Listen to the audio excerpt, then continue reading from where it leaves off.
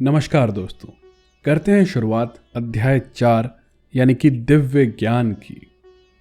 भगवान श्री कृष्ण ने कहा, मैंने इस अमर योग विद्या का उपदेश सूर्यदेव विवस्वान को दिया और विवस्वान ने मनुष्यों के पिता मनु को उपदेश दिया और मनु ने इसका उपदेश इक्ष्वाकु को दिया। इस प्रकार यह परम विज्ञान गुरु परंपरा द्वारा प्राप्त किया गया और राज ऋषियों ने इसी विधि से इसे समझा, किंतु कालक्रम में यह परंपरा छिन्न हो गई, अतः यह विज्ञान यथारूप में लुप्त हो गया लगता है। आज मेरे द्वारा वही यह प्राचीन योग यानी कि परमेश्वर के साथ अपने संबंध का विज्ञान तुमसे कहा जा रहा है, क्योंकि तुम मेरे भक्त तथा मित्र हो, अतः तुम इस विज्ञान के दिव्य रहस्य को समझ सकते हो। अर्जुन ने कहा, सूर्यदेव विवस्वान आपसे पहले हो चुके हैं, यानी कि आपसे ज्येष्ठ हैं, तो फिर मैं कैसे समझूं कि प्रारंभ में भी आपने उन्हें विद्या का उपदेश दिया था। श्री भगवान ने कहा, तुम्हारे तथा मेरे अनेकानेक जन्म हो चुके हैं, मुझे तो उन सबका स्मरण है, किंतु हे परंतप तुम्हें उनका स्मरण नहीं रह सकता है। यद्यपि मैं अजन्मा तथा अविनाशी हूं और यद्यपि मैं समस्त जीवों का स्वामी हूं, तो भी प्रत्येक युग में मैं अपने आदि दिव्य रूप में प्रकट होता हूं।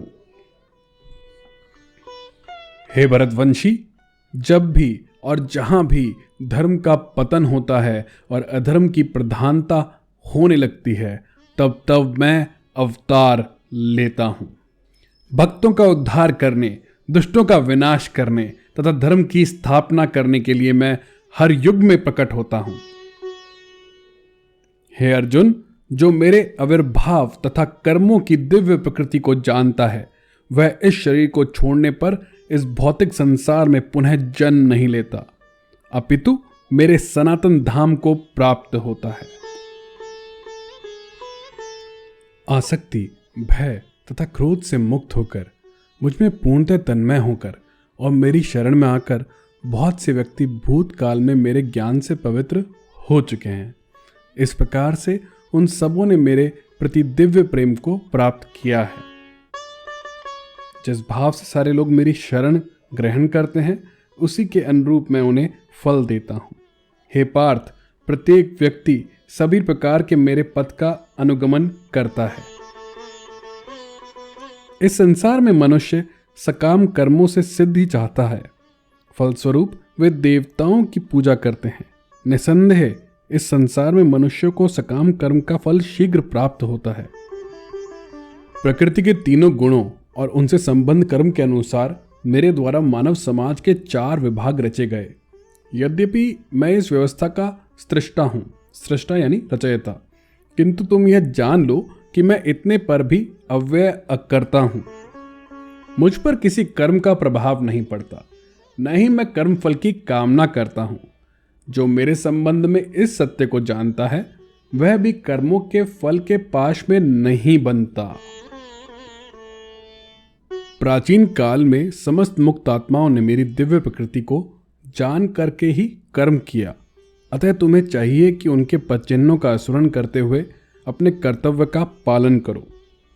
कर्म क्या है और अकर्म क्या है, इसे निश्चित करने में बुद्धिमान व्यक्ति भी मोहग्रस्त हो जाते हैं।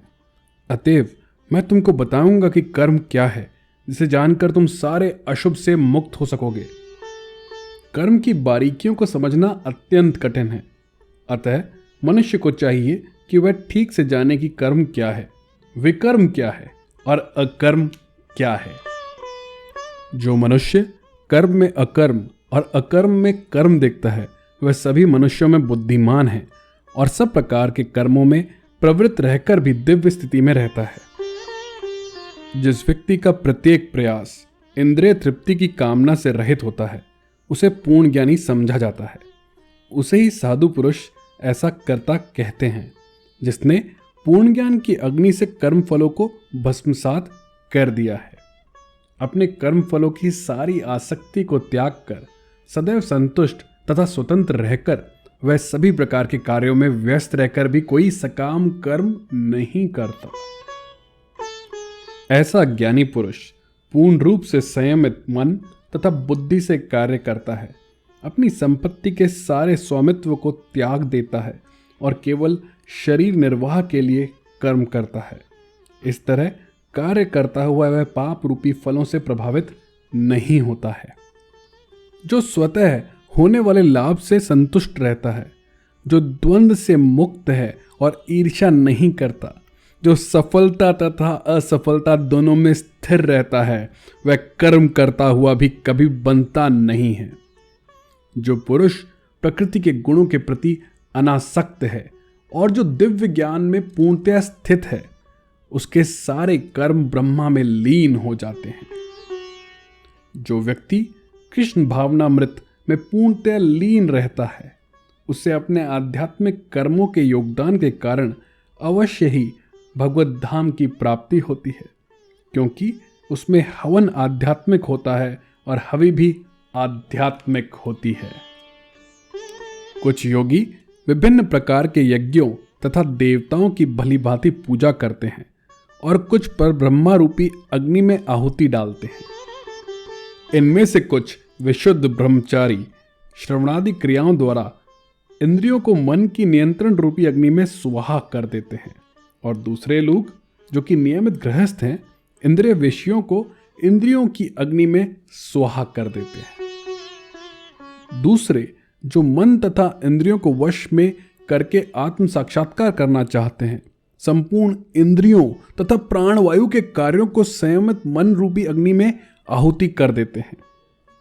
कठोर व्रत अंगीकार करके कुछ लोग अपनी संपत्ति का त्याग करके, कुछ कठिन तपस्या द्वारा, कुछ अष्टांग योग पद्धति के अभ्यास द्वारा अथवा दिव्य ज्ञान में उन्नति करने के लिए वेदों के अध्ययन द्वारा प्रबुद्ध बनते हैं। अन्य लोग भी हैं जो समाधि में रहने के लिए श्वास को रोके रहते हैं, यानी कि प्राणायाम करके वे अपने अपान में प्राण को और प्राण में अपान को रोकने का अभ्यास करते हैं और अंत में प्राण अपान को रोककर समाधि में रहते हैं। अन्य योगी कम भोजन करके प्राण की प्राण में ही आहुति देते हैं। ये सभी यज्ञ करने वाले यज्ञों का अर्थ जानने के कारण पाप कर्मों से मुक्त हो जाते हैं और यज्ञों के फल रूपी अमृत को चखकर परम दिव्य आकाश की ओर बढ़ते जाते हैं। हे कुरुश्रेष्ठ, जब यज्ञ के बिना मनुष्य इस लोक में या इस जीवन में ही सुखपूर्वक नहीं रह सकता, तो फिर अगले जन्म में कैसे रह सकता है? ये विभिन्न प्रकार के यज्ञ वेद सम्मत हैं और ये सभी विभिन्न प्रकार के कर्मों से उत्पन्न हैं। इन्हें इस रूप में जानने पर तुम मुक्त हो जाओगे। हे परंतप, द्रव्य यज्ञ से ज्ञान यज्ञ श्रेष्ठ है। हे पार्थ, अंततो गत्वा सारे कर्म यज्ञों का अवसान दिव्य ज्ञान में होता है। तुम गुरु के पास जाकर सत्य को जानने का प्रयास करो, उनसे विनीत होकर जिज्ञासा करो और उनकी सेवा करो। स्वरूप सिद्ध व्यक्ति तुम्हें ज्ञान प्रदान कर सकते हैं, क्योंकि उन्होंने सत्य का दर्शन किया है। स्वरूप सिद्ध व्यक्ति से वास्तविक ज्ञान प्राप्त कर चुकने पर तुम पुनः कभी ऐसे मोह को प्राप्त नहीं होगे, क्योंकि इस ज्ञान के द्वारा तुम देख सकोगे कि सभी जीव परमात्मा के अंश स्वरूप हैं, अर्थात वे सब मेरे हैं। यदि तुम्हें समस्त पापियों में भी सर्वाधिक पापी समझा जाए, तो भी तुम दिव्य ज्ञान रूपी नाव में स्थित होकर दुख सागर को पार करने में समर्थ होगे। जैसे प्रज्वलित अग्नि ईंधन को भस्म कर देती है, उसी तरह हे अर्जुन, ज्ञान रूपी अग्नि भौतिक कर्मों के समस्त फलों को जला डालती है। इस संसार में दिव्य ज्ञान के समान कुछ भी उदात्त तथा शुद्ध नहीं है। ऐसा ज्ञान समस्त योग का परिपक्व फल है। जो व्यक्ति भक्ति में सिद्ध हो जाता है, वह यथा समय अपने अंतर में इस ज्ञान का आस्वादन करता है। जो श्रद्धालु दिव्य ज्ञान में समर्पित है और जिसने इंद्रियों को वश में कर लिया है, वह इस ज्ञान को प्राप्त करने का अधिकारी है और इसे प्राप्त करते ही वह तुरंत आध्यात्मिक शांति को प्राप्त होता है।